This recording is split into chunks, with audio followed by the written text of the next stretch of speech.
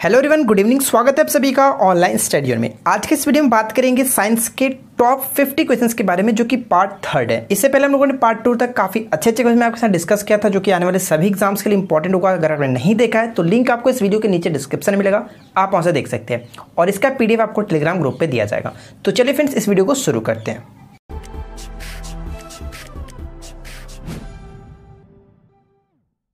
तो फ्रेंड्स, आज के इस वीडियो का फर्स्ट क्वेश्चन ये बनता है कि अगस्त वीज़मैन ने निम्नलिखित में से क्या प्रस्तावित किया था। काफ़ी अच्छा प्रश्न है, बताइए। अगस्त वीज़मैन नामक जो वैज्ञानिक थे, उन्होंने क्या प्रस्तावित किया था। इस क्वेश्चन का राइट आंसर होगा ऑप्शन नंबर डी, यानी कि जनन द्रव्य सिद्धांत, जिसको इंग्लिश में कहते हैं friends germ plasma theory. Option number D यहाँ पे बिल्कुल करेक्ट आंसर होगा, याद रखेंगे। सबसे पहले बात करते हैं कि इन्होंने ये जो सिद्धांत दिया था वो कब दिया था, तो ये आप याद रखेंगे 1892 ईस्वी में, 1892 में। ठीक है फ्रेंड्स, इनके अनुसार क्या था कि जनन द्रव्य उन ऊतकों को कहते हैं जिनमें युग्मन बनते हैं, तो ये पॉइंट्स याद रखेंगे। साथ ही साथ अगर हम यहाँ पे बात करें कि उपार्जित लक्षणों का जो वंशागति जो सिद्धांत है, ये किसने दिया था, तो लैमार्क ने दिया था, ये भी याद रखेंगे। और साथ ही साथ ये सबसे इंपॉर्टेंट पॉइंट्स कि प्राकृतिक वर्ण सिद्धांत किसने दिया था, नेचुरल सिलेक्शन प्रिंसिपल, ये दिया गया था डार्विन के द्वारा। One of the most important question बनता है हर एग्जाम्स के लिए। ठीक है, आगे बढ़ते हैं। क्वेश्चन नंबर 2 में देखिए क्या है कि विटामिन कौन सा कार्य नहीं करते हैं।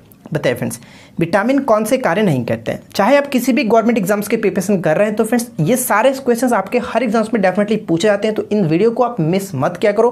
पार्ट 2 भी आप जरूर देख लीजिएगा, और ये पार्ट 3 तक आप लास्ट तक देखिए। काफ़ी अच्छे क्वेश्चन मैं आपके साथ डिस्कस करूंगा। तो फिलहाल इस बात करते हैं इस क्वेश्चन के करेक्ट आंसर का। विटामिन कौन सा कार्य नहीं करते हैं, इसका करेक्ट आंसर होगा ऑप्शन नंबर डी, यानी कि शरीर के अवयवों का निर्माण ये नहीं करते हैं। ठीक है फ्रेंड्स, ऑप्शन नंबर यहाँ पे डी बिल्कुल करेक्ट होगा, याद रखेंगे। क्लियर, आगे बढ़ते हैं। क्वेश्चन नंबर 3 में क्या करें कि टाइफाइड के उपचार के लिए निम्नलिखित में से कौन सी औषधि दी जाती है। तो बताएं फ्रेंड्स, इस क्वेश्चन का राइट आंसर क्या होगा। टाइफाइड के उपचार के लिए कौन सी औषधि दी जाती है, इसका करेक्ट आंसर है ऑप्शन नंबर डी, यानी कि क्लोरामफेनिकोल। ठीक है फ्रेंड्स, ये एक जो कि औषधि का नाम है, दवा का नाम है, ये कह सकते हैं। तो ऑप्शन नंबर डी बिल्कुल करेक्ट आंसर। एक चीज मैं आपको और क्लियर कर दूं फ्रेंड्स कि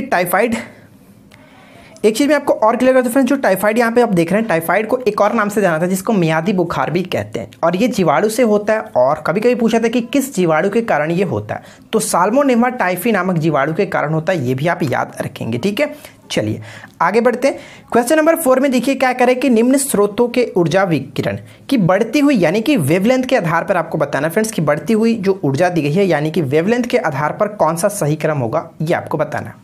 तो बताइए कि सबसे जो कम किसका होगा, सबसे यानी कि लास्ट में सबसे ज़्यादा किसका होगा, ये आपको बढ़ाना है बढ़ते क्रम में। तो इस क्वेश्चन का अगर राइट आंसर के बारे में बात करें तो ऑप्शन यहाँ पे बी बिल्कुल करेक्ट आंसर होगा। अगर आपने हमारी उस ट्रिक वाली वीडियो को देखा था, तो जिसमें मैंने आपको बताया फ्रेंड्स कि चुंबकीय जो तरंगों का विकिरण होता है, तरंगदैर्घ्य के अकॉर्डिंग किस तरह से बढ़ता है, मैंने आपको ट्रिक से याद कराया था।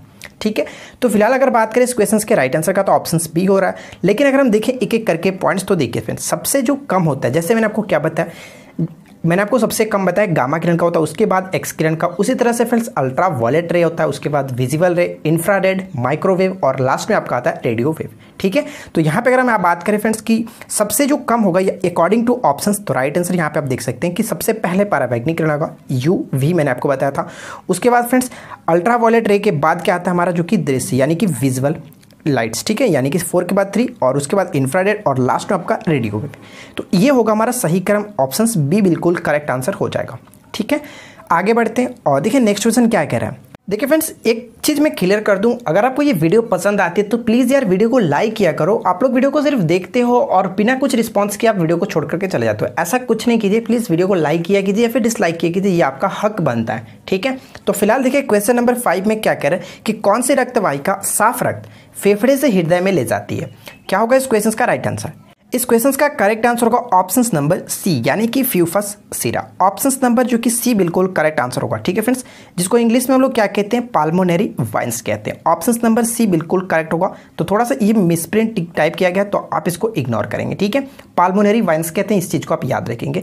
देखिए मैं आपको बता दूं कि फ्यूफस जो सिरा होता है उसको हम लोग, यानी कि वो होता क्या है, उन सिराओं को कहते हैं जो कि फ्यूफस, यानी कि फ्रेंड्स देखिए फ्यूफस का मतलब क्या होता है, फेफड़ा। ठीक है, फ्यूफस यानी कि फेफड़े से ऑक्सीजनकृत जो रक्त लेकर कि वो हृदय तक पहुंचाते हैं, यानी कि हार्ट तक पहुंचाती है, उसको हम लोग कहते हैं पाल्मोनरी वाइन्स। ठीक है, तो ये पॉइंट आप याद रखेंगे।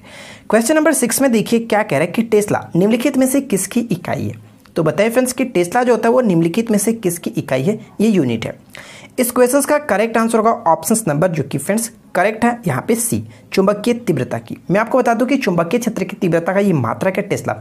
वैसे अगर हम बात करें तो इसके अन्य मात्रक भी होते हैं, जैसे फ्रेंड्स हम लोग को याद रखना है कि न्यूटन प्रति एम्पियर मीटर होता है, या फिर आप इसको याद रख सकते हैं कि वेबर प्रति मीटर स्क्वायर भी होता है, या फिर इसको आप टेस्ला याद रखो। तो मैंने आपको क्या क्या बताया, एक बार रिवाइज कर लेते हैं। आई रिपीट, न्यूटन प्रति एम्पियर मीटर, एक ये याद रख सकते हैं, या फिर आप याद रख सकते हैं कि वेबर प्रति मीटर स्क्वायर, आप ये याद रख सकते हैं, या फिर आप एक टेस्ला याद रख सकते हैं। इसका तीनों का तीनों मात्रक होता है, यानी कि चुंबकीय क्षेत्र की तीव्रता का। ठीक है फ्रेंड्स, मैग्नेटिक इंटेंसिटी का ये मात्रक होता है। तो राइट आंसर आपका होगा ऑप्शन नंबर सी। ठीक है, आगे बढ़ते हैं। अगला क्वेश्चन देखिए क्या कह रहे हैं कि निम्नलिखित किरण युगों में से कौन सी प्राकृतिक में विद्युत चुंबकीय होती है। तो बताए फ्रेंड्स कि विद्युत चुंबकीय होते हैं। तो मैंने आपको बताया है, ऑलरेडी कई बार बता चुका है कि कुल आपके पास 7 विद्युत चुंबकीय तरंगें होती हैं, जिनमें से अगर हम यहाँ पे देखें तो ऑप्शन नंबर सी बिल्कुल करेक्ट आंसर होगा, यानी कि गामा किरण और एक्स किरण, जो कि आपका बिल्कुल करेक्ट आंसर हो जाता है। ठीक है फ्रेंड्स, जो मैंने आपको ट्रिक बताया उस ट्रिक को आप याद रखेंगे तो डेफिनेटली आप इस टाइप के क्वेश्चंस को कर सकते हैं। अगर पूछे अकॉर्डिंग टू फ्रीक्वेंसी में कौन सा ज़्यादा होता है, कौन सा कम होता है, या फिर कौन कौन सी ये चुंबकीय तरंग होती हैं, इन सभी चीज़ों को आप कंप्लीटली याद रख सकते हैं उस छोटे से ट्रिक की मदद से। तो अगर आपने नहीं देखा तो मैं आपको बार बार रिकमेंड करता हूँ कि आप उस चीज़ को जरूर देख लीजिए। तो फिलहाल देखिए फ्रेंड्स, अगला क्वेश्चन क्या कह रहा है, यदि एक व्यक्ति को समतल दर्पण जो कि 60 डिग्री के कोण पर आनत है के बीच खड़ा हो तब उसे कितने प्रतिबिंब दिखेंगे। काफ़ी अच्छा प्रश्न है। देखिए, इस टाइप के क्वेश्चंस को करने के लिए सिंपल सा एक फॉर्मूला होता है, जिसको हम लोग क्या करते हैं 360 अपॉन में थीटा लिखते हैं। ठीक है फ्रेंड्स, इस फॉर्मूले के अकॉर्डिंग हम इस क्वेश्चंस को कंप्लीटली सॉल्व कर सकते हैं। देखिए कैसे, अगर 360 और बटे में मैं 60 लिख दूं, जैसे कि जितना कोड होता है उस कोड को लिखिए, तो ये कितना आएगा 6। जब भी आपके पास फ्रेंड्स जब भी इवन नंबर है तो आप उसमें से -1 कर लो। ठीक है, इवन नंबर है तो -1 यानी कि 5 इस क्वेश्चन का करेक्ट आंसर होगा ऑप्शन नंबर बी। ठीक है, अगर आपके पास जो कि ऑड है तो वो तो कोई दिक्कत नहीं, ऑड आता है तो ठीक है, ऑड आएगा तो ऑड है, क्योंकि मैं आपको बता दूं कि जब भी फ्रेंड्स प्रतिबिंब बनता है, जब भी कोई दो कोण के बीच प्रतिबिंब बनेगा तो वो डेफिनेटली होता है क्या कि वो ऑड ही बनता है। इस वजह से अगर आपके पास इवन आता है तो उसमें से -1 कर लीजिएगा, राइट आंसर आपका आ जाएगा। ये नहीं कि आपके पास 6 आया तो 6 को आप टिक कर दीजिएगा, ये गलत हो जाएगा। ठीक है, राइट आंसर आपका बी होगा 5। आगे बढ़ते हैं और अगला क्वेश्चन देखिए क्या कह रहा है, टर्नर सिंड्रोम में गुणसूत्रों की संख्या कितनी होती है। यानी फ्रेंड्स क्रोमोसोम, आपको बताने कि टर्नर सिंड्रोम में क्रोमोसोम की संख्या जो होती है वो कितनी हो जाती है। इस क्वेश्चन का करेक्ट आंसर होगा ऑप्शन नंबर ए, यानी कि 45। Option A will be correct answer. ठीक है फ्रेंड्स, मैं आपको क्लियर कर दूं कि टर्नर सिंड्रोम ऐसी जो होती है फ्रेंड्स, टर्नर सिंड्रोम ऐसी स्त्रियों में होता है जिनमें कि लिंग गुणसूत्रों में केवल एक्स गुणसूत्र होता है। ठीक है, अर्थात हम ये कह सकते हैं कि यह लिंग गुणसूत्रों में फ्रेंड्स के लिए जो कि मोनोसोमिक होती है, ये चीज़ आप याद रखेंगे। और भी अधिक आप जानकारी जानना चाहते हैं तो आप स्क्रीन पे जो पिक्चर दिखाया मैंने, आप उसको पढ़ सकते हैं। ठीक है, आगे बढ़ते हैं। अगला क्वेश्चन देखिए क्या कह रहा है कि सोडा वाटर क्या है। बताइए फ्रेंड्स, ये कई बार पेपर में पूछा जा चुका है कि बताइए कि सोडा वाटर क्या है। क्वेश्चन बहुत ही छोटा है लेकिन बहुत ही धमाल मचा चुका है। इस क्वेश्चन का right answer option number C, एक प्रकार का कोलाइड होता है। ठीक है, ये चीज याद रखेंगे। देखिए, सोडा वाटर को और अन्य नामों से भी जाना जाता है। एक तो सोडा वाटर हो गया, एक कार्बोनेटेड वाटर कहते हैं, और एक क्लब वाटर भी कहते हैं। अब एक और नाम से जाना जाता है स्पार्कलिंग वाटर। ठीक है, स्पार्कलिंग वाटर, ये भी याद रखेंगे। ठीक है फ्रेंड्स, आगे बढ़ते हैं। अगला क्वेश्चन देखिए क्या है कि थ्रोम्बोसिस निम्नलिखित में से क्या है। अब आपको ये बताना है कि थ्रोम्बोसिस जो होता है निम्नलिखित में से क्या है। इस क्वेश्चन का करेक्ट आंसर होगा ऑप्शन नंबर सी। ठीक है, option C will be correct answer. मैं आपको बताता हूँ कि थ्रोम्बोसिस एक रक्त के थक्के का निर्माण है, जिसे फ्रेंड्स रक्त वाहिका के भीतर क्या होता है कि थ्रोम्बोस के रूप में जाना जाता है। और ये क्या करता है कि रक्त को संचालन जो प्रणाली होती है, रक्त हमारे जो बॉडी में जो कि इधर से उधर जाता है, उसके माध्यम से क्या करता है कि सामान्य रूप से बहने से ये रोक देता है। एक जगह पे कहीं इकट्ठा हो जाता है और वो ब्लड वहाँ पे रुक जाता है, उसी को कहते हैं थ्रोम्बोसिस। ऑप्शन नंबर सी बिल्कुल करेक्ट आंसर हो जाएगा। ठीक है, आगे देखिए। अगला क्वेश्चन क्या कह रहा है कि कोई भी पदार्थ जो स्वयं को परिवर्तित किए बिना रासायनिक अभिक्रिया की दर को प्रभावित करे तो उसे क्या कहते हैं। यानी आपको ये बताना फ्रेंड्स कि कोई भी पदार्थ जो स्वयं को परिवर्तित किए बिना रासायनिक अभिक्रिया की दर को प्रभावित करने में समर्थ हो, उसे क्या कहते हैं। बहुत ही सिंपल क्वेश्चन है और बहुत इंपॉर्टेंट क्वेश्चन है। इस क्वेश्चन का राइट आंसर होगा फ्रेंड्स कैटलिस्ट, यानी कि उत्प्रेरक। ऑप्शन सी बिल्कुल करेक्ट आंसर होगा। कभी कभी डायरेक्ट पूछा था कि उत्प्रेरक क्या होता है, तो देखिए फ्रेंड्स, किसी भी रासायनिक अभिक्रिया में उत्प्रेरक का कार्य इतना होता है कि उस रासायनिक अभिक्रिया की जो दर होती है, प्रोसेस होती है, उसको या तो बढ़ाता या फिर घटाता, लेकिन खुद उसमें इन्वॉल्व नहीं होता, उसमें भाग नहीं लेता। ये पॉइंट मोस्ट इंपॉर्टेंट है, याद रखेंगे। ठीक है, आगे बढ़ते हैं और देखिए अगला क्वेश्चन हमारा क्या कह रहा है। सल्फ्यूरिक एसिड के साथ मिश्रित होने पर लिटमस विलयन का रंग कैसा बनेगा। देखिए फ्रेंड्स, सिंपल सा क्वेश्चंस का लैंग्वेज आप समझ लीजिएगा तो इस क्वेश्चन को सिंपली कर सकते हैं। कैसे कहने का मतलब क्या हुआ कि एसिड की बात की जाए लिटमस पेपर के साथ, तो मैंने आपको क्या बताया, एक छोटा सा मैंने ट्रिक आपको कई बार बता चुका है। अगर आपके फ्रेंड का नाम अनिल है तो आप उस पर ये अप्लाई कर सकते हैं, आप उसके साथ याद रख सकते हैं। जैसे कि देखिए, अ का मतलब क्या हुआ, अम्ल, ठीक है, अ का मतलब अम्ल, एसिड।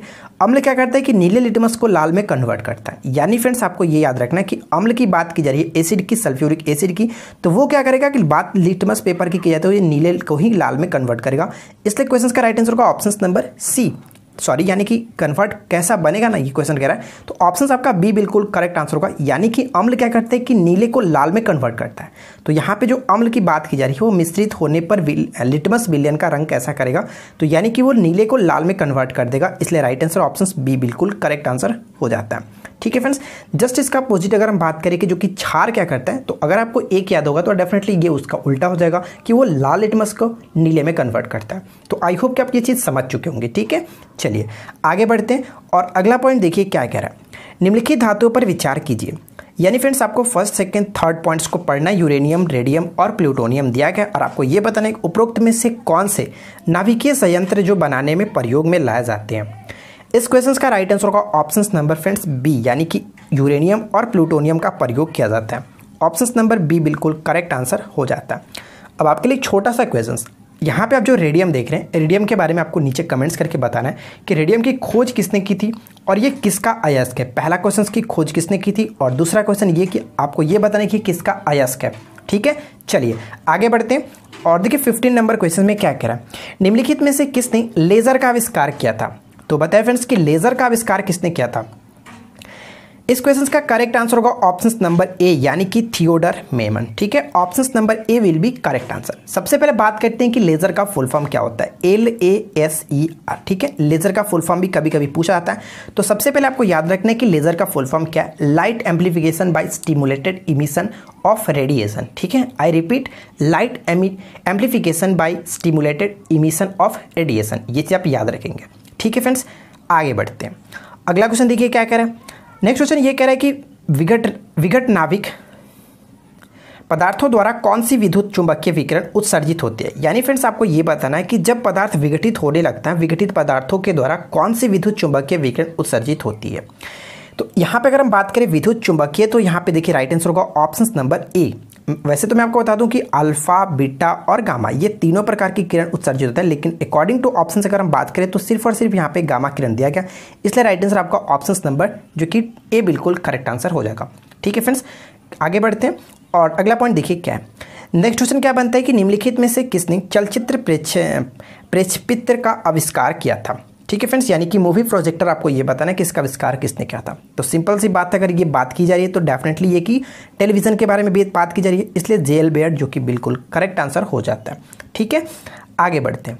देखिए नेक्स्ट क्वेश्चन हमारा क्या कह रहा है कि निम्नलिखित रंगों को उनके बढ़ते हुए तरंगदैर्घ्य के आधार पर सही क्रम में व्यवस्थित करें। यानी फ्रेंड्स आपको ये बताना है कि यहाँ पे तरंगदैर्घ्य यानी कि वेवलेंथ के अकॉर्डिंग आपको बताना है कि कौन सा सही क्रम होगा, हमें उस टाइप से विन्यस्त करना है यानी कि सजाना है। ठीक है, तो देखिए अगर हम बात करें, आपको ये पता होगा फ्रेंड्स कि वैजानी हप्पी नाला जो आपने डेफिनेटली पढ़ा होगा, जिसके फ्रेंड्स इंग्लिश में भी कुछ लोग याद करते हैं। तो यहाँ पे अगर हम उस ट्रिक के अकॉर्डिंग देखना चाहें तो राइट आंसर हमारा क्या होगा, इसका करेक्ट आंसर जो होगा ऑप्शन नंबर फ्रेंड्स डी होगा, बिल्कुल करेक्ट। ठीक है, यानी हमें ये बताना है कि उनके तरंगदैर्घ्य के अकॉर्डिंग। तो सबसे पहले आप इस चीज़ को समझ लीजिए, जब आपके पास जो ये प्रिज्म होता है उस पर श्वेत जब प्रकाश पड़ता है, वाइट जब लाइट पड़ता है, तो वो क्या करता है, 7 रंगों में डिफक्ट होता है। ठीक है, 7 रंगों में विभक्त होता है।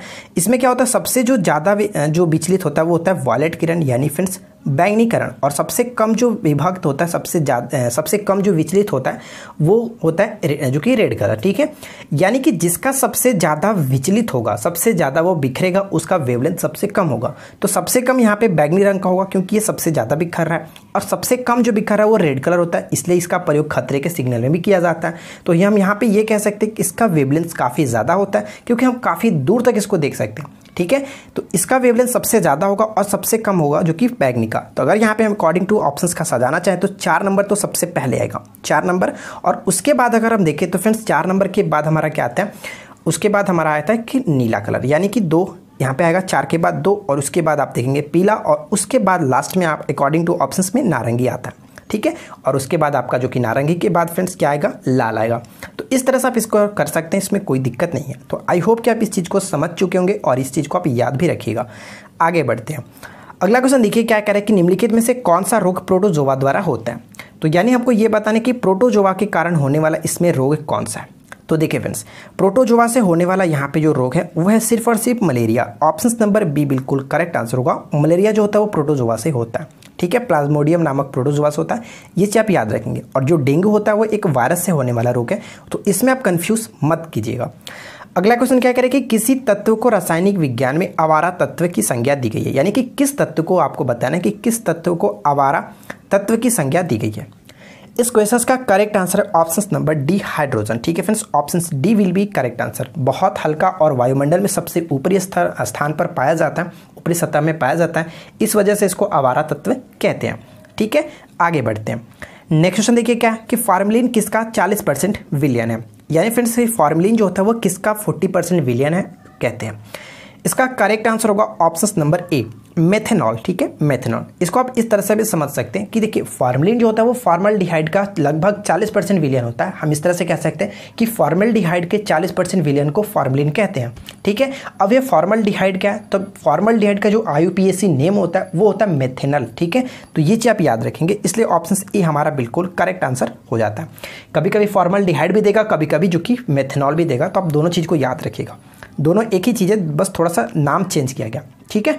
अगला क्वेश्चन देखिए क्या है, ऊंचाई पर उड़ने वाले जो हवाई जहाज में फ्रेंड्स फाउंटेन पेन लीक क्यों होता है, इसका कारण क्या है। और ये बहुत ही सिंपल क्वेश्चन है और कई बार पेपर में आपको देखने को मिला होगा। इसका राइट आंसर होता है फ्रेंड्स कि पेन के बाहर का जो वायुमंडलीय दाब होता है, एटमॉस्फेरिक जो प्रेशर होता है वो क्या होता है, वो कम होता है, ठीक है। दाब कम होने के कारण ऑप्शन डी यहाँ पे करेक्ट हो जाता है, ठीक है। आगे देखिए, अगला पॉइंट क्या कह रहा है कि जड़ता क्या है, यानी कि इनर्शिया जो है वो क्या है फ्रेंड्स।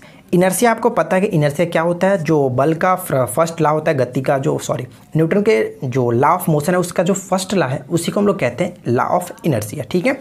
ऑप्शन से अगर हम अकॉर्डिंग तो बात करें तो राइट आंसर होगा ऑप्शन नंबर ए, यानी कि वर्तमान अवस्था में परिवर्तन की जो विरोध की प्रवृत्ति होती है उसी को कहते हैं। क्या होता है, फर्स्ट लॉ क्या कहता है कि जब कोई वस्तु गति में या फिर विराम की अवस्था में होती है वो उसी अवस्था में रहना चाहती है जब तक कि उस पर कोई बाह्य बल आरोप नहीं किया जाता है, तो यही होता है इनर्शिया, ठीक है। आगे बढ़ते हैं, अगला क्वेश्चन देखिए क्या कह रहे हैं, जंग से बचने के लिए लौह और इस्पात पर कलई चढ़ने के लिए किस पदार्थ का प्रयोग किया जाता है। यानी फ्रेंड्स उस पर जो लगाया जाता है लेप ताकि उस पर जंग ना लगे लोहे पे या फिर इस्पात पे, तो वो क्या होता है। सिंपल सा क्वेश्चन है और इसका राइट आंसर होगा जो कि बी, यानी कि जस्ता, ठीक है फ्रेंड्स। और ये जो प्रोसेस होता है उस प्रोसेस को भी किस नाम से जानते हैं, तो गैल्वेनाइजेशन की प्रक्रिया कहते हैं या फिर इसको हिंदी में जस्तीकरण भी कहते हैं, ठीक है। गैल्वेनाइज जो क्या होता है उसको गैल्वेनाइजेशन की प्रोसेस कहते हैं और हिंदी में जस्तीकरण कहते हैं, ये चीज़ आप याद रखेंगे। आगे बढ़ते हैं और देखिए नेक्स्ट क्वेश्चन हमारा क्या बनता है, किसी पदार्थ का सापेक्ष जो घनत्व होता है वो क्या होता है। रिलेटिव डेंसिटी फ्रेंड्स क्या होता है। इसका करेक्ट आंसर है ऑप्शन ए, यानी कि इसके घनत्व का पानी के घनत्व के से अनुपात, ठीक है। ऑप्शन नंबर ए बिल्कुल करेक्ट आंसर हो जाता है, याद रखिएगा।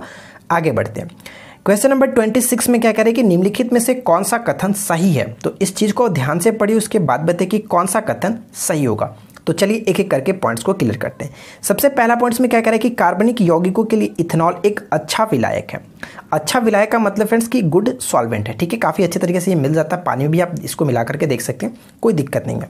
सेकंड पॉइंट में क्या कह रहा है कि इथेनॉल का क्वथनांक और गलनांक पानी से कम होता है। ये पॉइंट भी बिल्कुल करेक्ट है, दोनों पॉइंट बिल्कुल सही था। थर्ड पॉइंट भी पढ़ते हैं, इथेनॉल का उपयोग टिंचर आयोडीन में किया जाता है। ये पॉइंट भी मोस्ट इंपॉर्टेंट है, याद रखिएगा कि टिंचर आयोडीन में इथेनॉल का प्रयोग किया जाता है, ठीक है। तो हम यहाँ पे कह सकते हैं फ्रेंड्स कि तीनों के तीनों पॉइंट्स बिल्कुल सही है, इसलिए राइट आंसर हम डी को टिक करेंगे। ऑल 1 2 3 बिल्कुल करेक्ट आंसर हो जाता है, ठीक है। आगे बढ़ते हैं, अगला क्वेश्चन देखिए क्या कि यदि किसी परमाणु का परमाणु संख्या, ठीक है फ्रेंड्स, यानी किसी भी परमाणु का जो एटॉमिक नंबर है वो 10 है और उसका जो एटॉमिक मास है वो 23 दिया गया, तो परमाणु में क्रमशः प्रोटॉन और न्यूट्रॉन की संख्या कितनी होगी ये आपको बताना। तो सिंपल सी बात है, जितना भी परमाणु संख्या होता है उतनी ही प्रोटॉन की संख्या होती है। तो यहाँ पे कह सकते हैं कि प्रोटॉन की संख्या तो 10 ही होगा, इसमें तो कोई दिक्कत नहीं। लेकिन न्यूट्रॉन की संख्या जो निकाला जाता है वो क्या कहता है कि द्रव्यमान संख्या से प्रोटॉन की संख्या को घटाया जाता है। यानी कि अगर 23 में से हम 10 को घटा दें तो हमारा जो राइट आंसर आएगा वो होता है फ्रेंड्स ये आपका न्यूट्रॉन की संख्या। तो पी हमारा 10 होगा लेकिन न्यूट्रॉन जो होगा वो 13 होगा। तो राइट आंसर आप डी को टिक करके आगे बढ़ सकते हैं, ठीक है, चलिए आगे बढ़ते हैं और अगला क्वेश्चन देखिए क्या है। अगला क्वेश्चन ये कह रहा है कि ईएमआई जो होता है फ्रेंड्स, इसका व्यवहार निम्न में से किस प्रकार निर्भर करता है, किस पर निर्भर करता है। ईएमआई का जो व्यवहार होता है वो किस पर निर्भर करता है, ये आपको बताना है। इस क्वेश्चन का सिंपल सा अगर राइट आंसर के बारे में बात करें तो ऑप्शन ए बिल्कुल करेक्ट आंसर होगा, ठीक है। इस क्वेश्चन का राइट आंसर है ऑप्शन नंबर ए।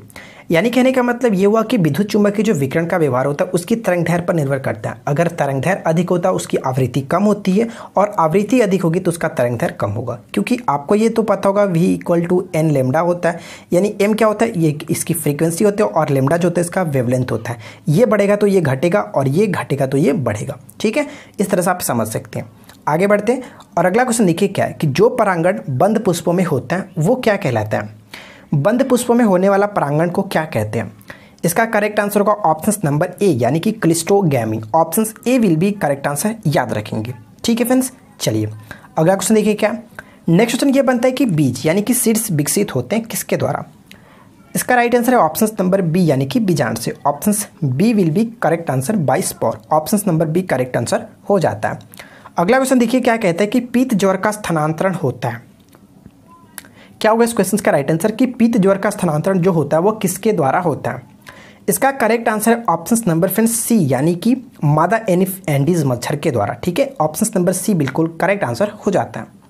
अगर हम यहाँ पे बाकी ऑप्शंस के बारे में देखें, जैसे कि मलेरिया, ठीक है फ्रेंड्स, मलेरिया जो होता है वो क्या होता है कि मादा एनोफिलीज मच्छर के द्वारा होता है। यहाँ पे इसका संबंध मलेरिया से है। और मादा क्यूलिस मच्छर के द्वारा अगर हम देखें तो ये फाइलेरिया होता है, तो ये भी आप याद रखेंगे, ठीक है। तो यहाँ पे फिलहाल इस क्वेश्चन का करेक्ट आंसर जो होगा ऑप्शन नंबर सी बिल्कुल करेक्ट आंसर हो जाता है, ठीक है। आगे देखिए, सदाबहार पौधे वर्ष भर हरे रहते हैं, इनका कारण क्या है। जो एवरग्रीन्स प्लांट्स होते हैं वो पूरे वर्ष क्या होते हैं, वो हरे रहते हैं, इसका कारण क्या है। इसका सिंपल सा कारण ये है फ्रेंड्स कि ऑप्शंस यहाँ पे आप डी को टिक कर सकते हैं, यानी कि वर्ष भर नमी का उपलब्ध होना। ऑप्शन नंबर डी बिल्कुल करेक्ट आंसर हो जाता है। देखिए सदाबहार पौधे जो होते हैं वो वहाँ उगते हैं जहाँ पर वर्ष भर वर्षा होती रहती है और वहाँ पे नमी बनी रहती है, जिसके कारण ये पौधे जो होते हैं वो हरे भरे होते हैं। और आपको पता है कि अधिकतर जो हरे एवरग्रीन जो प्लांट्स होते हैं वो भूमध्य रेखा के यानी कि इक्वेटर के आसपास होते हैं, क्योंकि इक्वेटर पे जो होता है पूरे वर्ष वर्षा होते रहती है, इस वजह से यहाँ के जो पौधे होते हैं वो हरे भरे रहते हैं, ठीक है। आगे बढ़ते हैं। अगला क्वेश्चन देखिए क्या है कि लिनियस ने द्विनामकरण की विचारधारा सर्वप्रथम प्रकाशित की थी। कहाँ प्रकाशित की थी ये आपको बताना है। इसका करेक्ट आंसर है option number B, Species Plantarum. इनकी एक पुस्तक थी और इसी पुस्तक में सबसे पहले लिनियस ने द्विनामकरण की विचारधारा को सर्वप्रथम प्रकाशित किया था। Option B will be correct answer. अगला क्वेश्चन क्या कह रहा है कि तारपीन का तेल प्राप्त होता है। जो तारपीन का तेल होता है ये किससे प्राप्त होता है। इसका राइट आंसर है ऑप्शन नंबर डी, यानी कि पाइनस। अब आप सोच रहे हो कि ऑप्शंस में तो चीड़ का तेल चीड़ का पेड़ से प्राप्त होता है, चीड़ है ही नहीं, तो भाई इसी को कहते हैं पाइनस। इंग्लिश वर्ड है, हिंदी में इसको चीड़ कहते हैं, ठीक है। ये आप याद रखेंगे। ऑप्शन नंबर डी बिल्कुल करेक्ट हो जाता है। अगला क्वेश्चन देखिए क्या है कि कवकों में जो संग्रहित भोज्य पदार्थ है वो क्या होता है। कवकों में जो संग्रहित भोज्य पदार्थ है वो क्या है। इसका करेक्ट आंसर है option number A, glycogen. Option A will be correct answer, याद रखिएगा, ठीक है। आगे बढ़ते हैं और नेक्स्ट क्वेश्चन देखिए फ्रेंड्स क्या कह रहा है कि मूल्य विहीन फर्न क्या है, यानी कि रूटलेस जो फर्न होता है वो कौन सा है, इनमें से कौन सा है। इसका सिंपल सा करेक्ट आंसर होगा option number C, salvinia. Option number C बिल्कुल करेक्ट आंसर होगा, याद रखिएगा। देखिए साल्विनिया एक जो कि फ्रेंड्स रूटलेस फर्न है और ये एक जलीय पौधा इक्वेटिक जो कि प्लांट है, ठीक है। और इसकी लगभग फ्रेंड्स 12 प्रजातियां भी पाई जाती है, जो कि आप याद रख सकते हैं। अगला क्वेश्चन देखिए क्या है, 0 डिग्री सेल्सियस पर 1 ग्राम बर्फ को पूरी तरह से पिघलाने के लिए कितनी यांत्रिक कार्य करना पड़ेगा, यानी कि ऊर्जा कार्य हमें लगेगा, ऊर्जा लगेगा।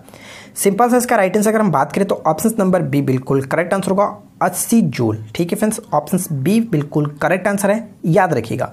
अगर आपने इस वीडियो को अभी तक लाइक नहीं किया तो प्लीज़ फ्रेंड्स आपसे रिक्वेस्ट करता हूँ कि वीडियो को लाइक ज़रूर किया करें, ठीक है। अगला क्वेश्चन देखिए क्या है कि बर्तन बनाने के लिए इस्तेमाल होने वाला जर्मन सिल्वर खालिस्तान की मिश्र धातु है। इस क्वेश्चन का राइट आंसर मैं नहीं बताऊंगा, क्योंकि ये क्वेश्चन मैं कई बार आपको बता चुका हूं। और जर्मन सिल्वर किसका मिश्र धातु है आप मुझे नीचे कमेंट्स करके बताइएगा इसका राइट आंसर क्या होगा और कौन कौन से होते हैं। सिर्फ ABCD नहीं लिखना है, कौन कौन होते हैं ऑप्शन के अकॉर्डिंग आप बताइएगा कि तांबा, जस्ता, निकेल, चांदी में कौन कौन इसमें शामिल होते हैं, ठीक है। चलिए अगला क्वेश्चन देखिए क्या कह रहा है। नेक्स्ट क्वेश्चन ये कह रहा है कि न्यूट्रोफिल और लिम्फोसाइट्स किससे उत्पन्न होते हैं। न्यूट्रोफिल और लिम्फोसाइट्स किससे उत्पन्न होते हैं ये आपको बताना है। इसका करेक्ट आंसर होगा ऑप्शन नंबर फ्रेंड्स सी, यानी कि अस्थि मज्जा, जिसको इंग्लिश में बोन मैरो कहते हैं। बोन मैरो से ये उत्पन्न होते हैं, तो राइट आंसर सी बिल्कुल करेक्ट हो जाता है। देखिए नेक्स्ट क्वेश्चन क्या कह रहा है कि यदि 1 किलोग्राम के द्रव्यमान वाली वस्तु को 1 न्यूटन के बल के साथ छोड़ा जाता है तो ये कैसे गति करती है, यानी आपको ये बताना कि यहाँ पे क्या होगा। तो चलिए सबसे पहले इसके फॉर्मूले के थ्रू चलते हैं। यहाँ पे क्या दिया गया 1 किलोग्राम द्रव्यमान, यानी कि हमारे पास m दिया गया 1 kg, ठीक है। अब यहाँ पे 1 न्यूटन का मतलब हमारे पास F दिया गया 1 न्यूटन। तो देखिए फ्रेंड्स F इक्वल टू होता क्या, F इक्वल टू MA आपने पढ़ा होगा। F का मतलब 1 न्यूटन मैं यहाँ पे रखता हूँ और M का मतलब 1। अब आप ये बताइए कि हमें 1 न्यूटन लाना है तो हमें 1 से ही मल्टीप्लाई करना पड़ेगा, यानी कि जो एक्सेलरेशन है, त्वरण है, उसका मात्रक क्या होता था, मीटर प्रति सेकंड स्क्वायर होता है। तो ये कह सकते हैं कि 1 मीटर प्रति सेकंड स्क्वायर। इस क्वेश्चन का करेक्ट आंसर होगा ऑप्शन सी, ठीक है फ्रेंड्स। 1 मीटर प्रति सेकंड स्क्वायर का त्वरण हमें आवश्यकता होगी। ऑप्शन सी बिल्कुल करेक्ट आंसर हो जाता है। देखिए नेक्स्ट क्वेश्चन क्या कह रहे हैं कि निम्नलिखित में से कौन सा कथन जो कि सही है, ठीक है। तो चलिए एक एक करके पढ़ते हैं और उसके बाद राइट आंसर को चूज करते हैं। सबसे पहला पॉइंट्स में क्या कह रहा है कि एसिड जो फ्रेंड्स अम्ल जिसको कहते हैं, स्वाद में खट्टा होता है और ये H+ आयन उत्पन्न करता है। क्या ये पॉइंट सही है? बिल्कुल करेक्ट है, कोई दिक्कत नहीं है। याद रखिएगा कि जो अम्ल होते हैं वो स्वाद में तो खट्टे होते हैं और ये H+ आयन को मुक्त करते हैं। साथ साथ अगर बात करें इसके जस्ट अपोजिट होता है, जो क्षार होते हैं वो स्वाद में कड़वे होते हैं और ये OH- आयन को उत्पन्न करते हैं। ये दोनों पॉइंट्स बिल्कुल करेक्ट, इसलिए राइट आंसर ए को टिक करेंगे, केवल 1 और 2, ठीक है फ्रेंड्स। ऑप्शन नंबर ए बिल्कुल करेक्ट आंसर हो जाता है। आगे बढ़ते हैं और देखिए अगला पॉइंट क्या कह रहा है, रक्त द्वारा ऑक्सीजन का संचार किसकी सहायता से होता है। अब आपको ये बताना फ्रेंड्स कि हमारे जो बॉडी में रक्त द्वारा ऑक्सीजन का संचार होता है वो किसके माध्यम से होता है। सिंपल सा बात है, अगर बात करें हीमोग्लोबिन, तो हीमोग्लोबिन का कार्य यही होता है कि हमारे बॉडी में ऑक्सीजन का ट्रांसफर करना इधर से उधर, ठीक है। तो राइट आंसर यहाँ पे ए बिल्कुल करेक्ट आंसर हो जाता है। नेक्स्ट क्वेश्चन देखिए क्या कह रहा है कि निम्न में से कौन सी सम्मोहक यानी कि हेप्नोटाइज द्रव्य है। लिक्विड आपको ये बताना है कि कौन सा फ्लूइड है या फिर लिक्विड है, ये आपको बताना है। इसका correct answer option number B यानी कि ल्यूमिनल, ठीक है फ्रेंड्स। ऑप्शन बी बिल्कुल करेक्ट आंसर होगा। ल्यूमिनल एक प्रकार का निद्राजनक जिसको हेप्नोटाइज लिक्विड कह सकते हैं, फ्लूइड कह सकते हैं, ठीक है। आगे बढ़ते हैं और अगला क्वेश्चन देखिए क्या, वृद्ध अवस्थाओं में ऑस्टियोपोरोसिस मुख्य रूप से पाया जाता है, ये किसकी कमी से होता है। ऑस्टियोपोरोसिस जो होता है ये किसकी कमी से होता है, तो इसका सिंपल से अगर बात करें तो ऑप्शन बी बिल्कुल करेक्ट आंसर होगा। क्योंकि फ्रेंड्स ऑस्टियोपोरोसिस का मतलब क्या होता है कि हड्डियों में दर्द होना, हड्डियों में कमजोरी आ जाती है तो दर्द होता है, और हड्डियों का कमजोर होना कैल्शियम की कमी के कारण होगा। तो ये वृद्ध अवस्था में सभी के साथ होता है, तो राइट आंसर आपका बी बिल्कुल करेक्ट आंसर हो जाता है, ठीक है। आगे बढ़ते हैं और अगला क्वेश्चन देखिए क्या है कि निम्न में से किसकी कमी के कारण मरासमस और क्वासियोकर बीमारी होती है। और ये बच्चों में होने वाला एक रोग होता है फ्रेंड्स कि मरासमस और क्वासियोकर जो बीमारी होती है वो प्रोटीन के कारण होता है। इसलिए ऑप्शन सी को हम टिक करेंगे ओनली 2, ठीक है। प्रोटीन के कारण ये होता है, बच्चों में होने वाला एक रोग होता है जो कि इसमें क्या होता है फ्रेंड्स कि इसमें क्या होता है कि अगर बच्चों को अच्छे तरीके से प्रोटीन नहीं मिलता है तो उनके हाथ पैर की वृद्धि रुक जाती है और हाथ पैर जो कि टेढ़े मेढ़े हो जाते हैं, ठीक है। आगे बढ़ते हैं। नेक्स्ट क्वेश्चन देखिए क्या है कि निम्नलिखित में से कौन सा रोग जो कि मस्को कहते हैं फ्रेंड्स। देखिए मस्को भी कहा जाता है कभी कभी, अगर इसको आप नहीं लिखे मच्छर तो आप समझिएगा कि मस्को का मतलब मच्छर ही होता है, द्वारा वहन नहीं किया जाता। यानी आपको ये बताना कि इनमें से जो रोग दिया गया 1 2 3 4 में कौन से मच्छर के साथ नहीं होता, मच्छर के द्वारा नहीं होता है। इसका सिंपल से अगर बात करें तो ऑप्शन नंबर सी बिल्कुल करेक्ट आंसर होगा, यानी कि फ्रेंड्स 3, सी का मतलब 3, 3 का मतलब डी, ठीक है, केवल 3। मैं आपको बता दूं फ्रेंड्स कि लिप्टोसिप्रोसिस जो रोग होता है ये फ्रेंड्स जीवाणु का रोग होता है, न कि मच्छर के कारण होता है। और ये फ्रेंड्स उसके कारण होता है, यानी कि ये कैसे एक संक्रमित रोग होता है जो कि पशु और जानवरों के या फिर उसके मलमूत्र में मैले हुए पानी, मिट्टी या फिर भोजन के सीधे संपर्क में आने से होता है। तो ये आप कह सकते हैं कि ये मच्छर से नहीं होता है। ऑप्शन सी यहाँ पे बिल्कुल करेक्ट, सी का मतलब फ्रेंड्स ऑप्शन डी केवल 3, ठीक है, समझिएगा। आगे बढ़ते हैं और देखिए अगला पॉइंट हमारा क्या कह रहा है। अगला क्वेश्चन हमारा ये बनता है कि हाइड्रा की दंश कोशिका में निकलने वाला जो कि विषैला द्रव्य क्या है। हाइड्रा की दंश कोशिका से निकलने वाला जो विषैला द्रव्य होता है वो क्या होता है। इसका राइट आंसर है ऑप्शन नंबर ए हाइपोटॉक्सिन, ठीक है फ्रेंड्स। ऑप्शन नंबर ए बिल्कुल करेक्ट आंसर होगा। और ये एक जहरीला होता है जो कि फ्रेंड्स प्रोटीन्स और फिनाल्स के मिश्रण का बना होता है, तो ये चीज आप याद रखेंगे। आगे बढ़ते हैं। अगला क्वेश्चन देखिए क्या कह रहा है कि वी आकार के गुणसूत्र खाली स्थान में पाए जाते हैं। जो वी आकार का गुणसूत्र होता है वो किस में पाया जाता है, क्रोमोसोम बताना है कि वी आकार का वी शेप्ड क्रोमोसोम किस में पाया जाता है। इसका करेक्ट आंसर है ऑप्शन नंबर ए यानी कि metacentric. Option A will be correct answer, जिसमें वी आकार का गुणसूत्र पाया जाता है। लेकिन फ्रेंड्स मैं आपको और बता दूं, कभी कभी पूछा जाता है कि एल और एस आकार का गुणसूत्र किस में पाया जाता है, तो वहां पे आप देखिएगा याद रखेंगे सब मेट्रोसेंट्रिक जो होते हैं इसमें एल और एस आकार के गुणसूत्र पाए जाते हैं। ठीक है। अगर बात करें एक्रोसेंट्रिक, इसमें क्या होता है कि एक्रोसेंट्रिक में आई आकार के गुणसूत्र पाए जाते हैं। तो ये दोनों चीज़ आप याद रखेंगे, एल और एस आकार के सबमेट्रिक।